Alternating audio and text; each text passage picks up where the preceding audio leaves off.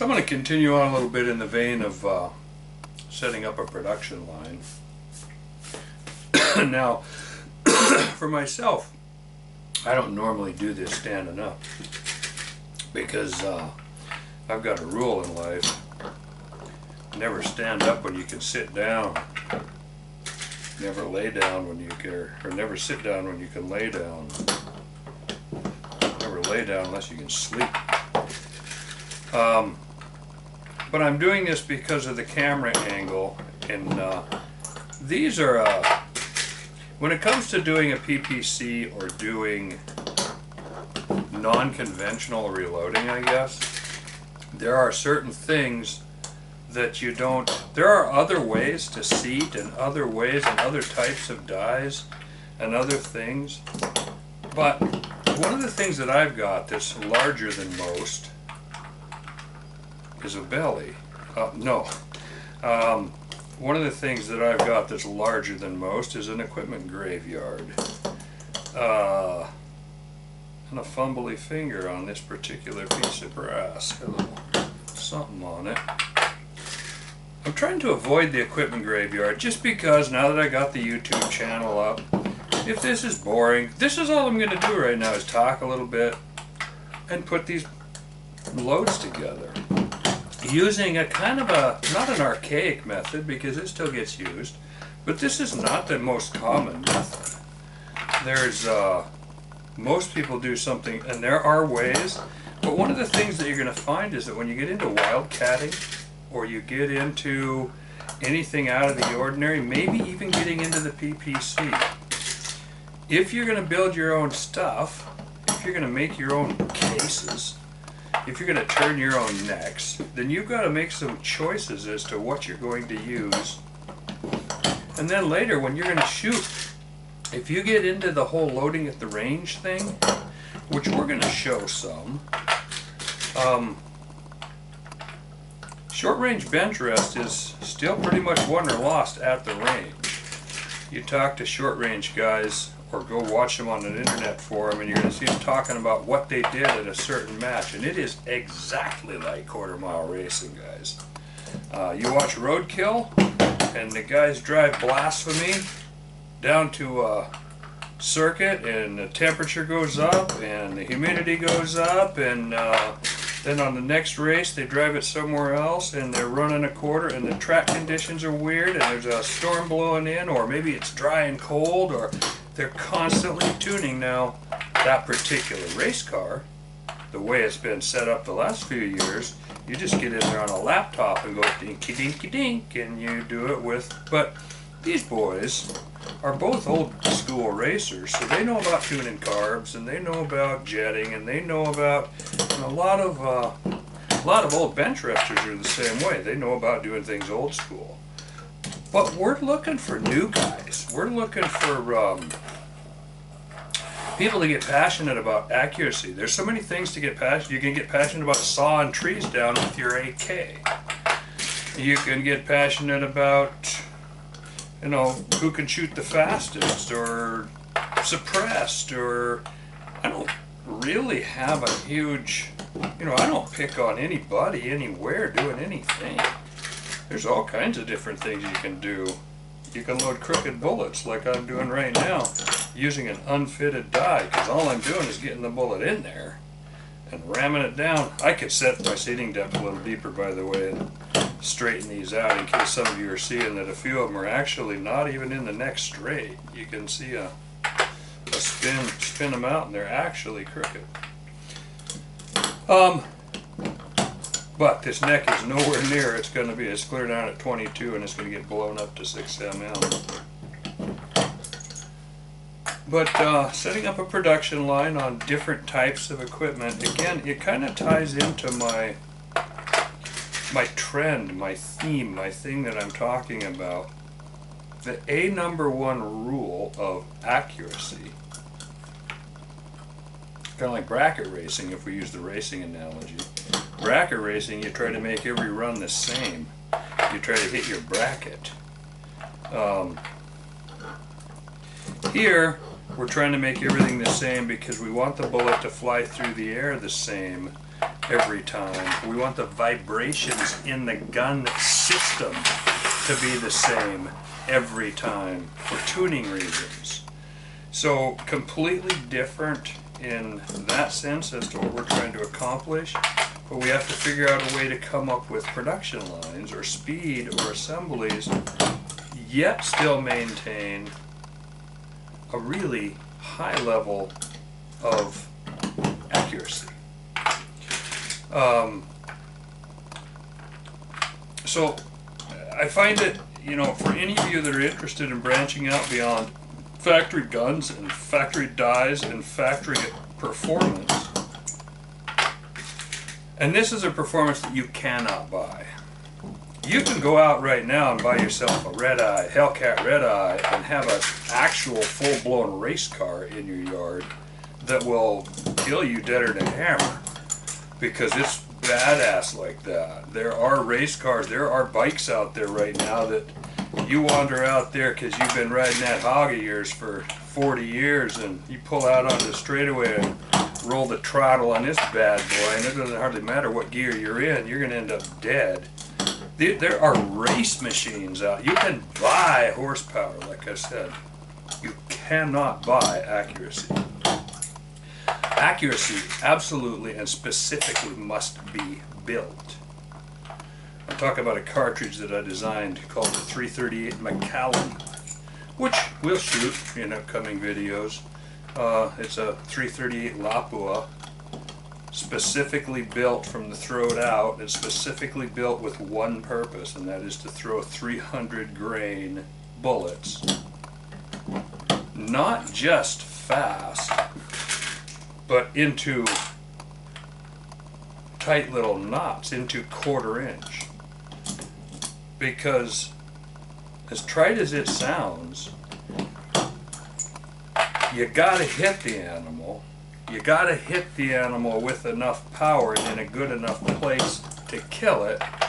And lastly, you want a bullet that does its job. Well, you go take the first one. You gotta hit the animal. You got, actually there's a McCallum laying here, a dummy that just happens to be here. This is a really short one. There's a case. I don't know why these are here. This is a 1/4 minute cartridge. Now compared to the PPC, this is an actual bench rest cartridge here. This is a big old meaty elk cutting round. That's a 300 grain bullet, and it's seated. It actually looks a little more monstrous than this, but that just happens to be an action proving dummy that was laying here. And I just digressed off onto the McCallum, and hey, there was one. So that thing's so beat up you can't hardly, looks like it's been through a war. It's been laying there on the counter for a long time. But where I'm going with this is these are techniques that can be used, and now would be a good time because I'm loading here with something called an arbor press. These bullets are not going in straight because I've got some really, well, here's an example. If you could see the neck on this, I think I've got autofocus on. The neck on this, even though it blew out, I dropped it on the ground, and the neck is not all that. It's crooked, and I just poked the bullet back in and straightened it out a little bit. By the time I'm done with these, those necks are going to be little jewels. They're going to be perfectly squared, perfectly smooth, and perfectly chamfered and rounded, and you could use them for applying makeup.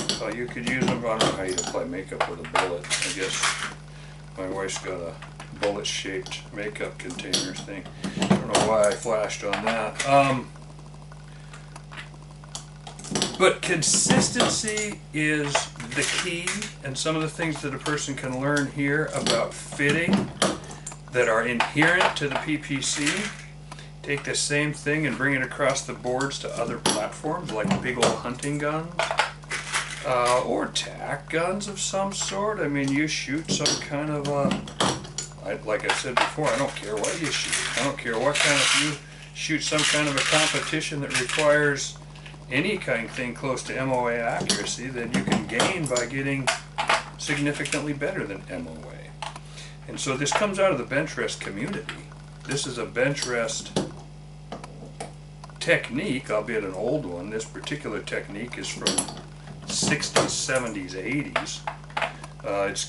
It's not hard to find an arbor press, but you have to go to somewhere like Sinclair International Specialty Supply to get, there's a few people making them, but it goes back to that small market thing. Yeah, it'd be cool to have a lot more people shooting bench rest, but it takes a certain weird kind of person to really care that much about accuracy. Most people somewhere draw the line and go, you know, I just shoot 2 shots instead of 1. It's cheaper, and that's not true. For me, it's the value of the thing. You know, it's like making a half-court shot ain't quite good enough. I'm shooting free throws from half-court, so let me start back off and start shooting basket to basket. Let me start doing it consistently, and it's going to take some extreme. It goes back to the whole. I have a hunch that to shoot baskets full length conventionally and start making them, you'd have to build some kind of a special cool launching extension, like a lathe for your hand. Just freewheeling here, but the point where I'm going is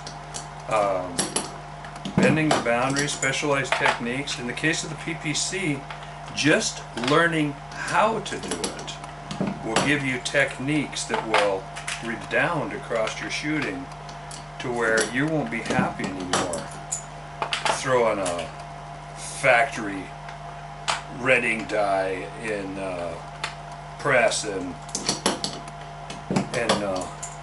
trying to get your gear gun to shoot at. You're not going to be happy with the big old sloppy factory necks anymore, because you're going to realize the reason why that big old sloppy factory neck is limited in what it can do. It simply cannot do. It's not because factory guns are crooked.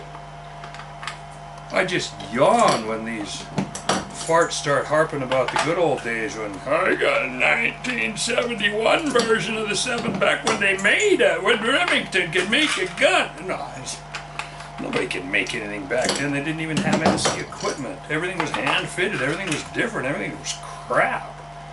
An SPS from Walmart right now for 1/3 the price of any Remington back in the 70s. Literally 1/3 the price of what they were back then. Will shoot rings around that 1970s vintage gun with a 7 on it, whether it's a 77 or a 70 or a 700, it doesn't matter. The new ones are better. I'm sorry. There's nothing we can do or say about that except that modern machining practices. Oops, I got a bad one here. I'm gonna have to throw one away. Look at that. That's sad. This one is Gonzo. Got a little sloppy throwing. Now this kind of stuff would be completely avoided by just a little bit of care. And in this case, the care would be get a die that fits it. This is a BR die. You saw me put stuff together with it. And I'm only using it to blow the case out, so the consistency is not all that important. Maybe some would argue or will argue that fact, but there, I got that pulled. That case is toast. So, dump that back. I don't even know why I did that. This case is just, I don't even know what I would ever use it for, so I'll probably leave it sit there for a day or two and think about it, and then it'll end up over there in the circular file. So here we go, we loaded these up. Now my next move is to put my glove on, go outside, sit on a chair or a bench, because never stand when you can sit, and start popping these. I'm not going to say blasting, or if I'm just lay it on my lap and go kapow, kapow, kapow, blow these out down the range. Hopefully we're inching closer and closer daily by daily to getting some neck turning and seeing if we can catch up, and at least catch up to Jackie Schmidt. I mean, the guy's got me completely hornswoggled at this point, because I got nothing, he's got something. It's time for me to change that. And if you want to watch, then hooty hoo. I'm going to walk out with my Fireform gun. This is the one that we've been building over the last few days here. And kapang, kapang. We be going fire form us some cases, and herely shortly we're going to be in on the lathe making ourselves a mandrel, turning these things to size, and then we'll go shoot some groups. The real deal. See you soon.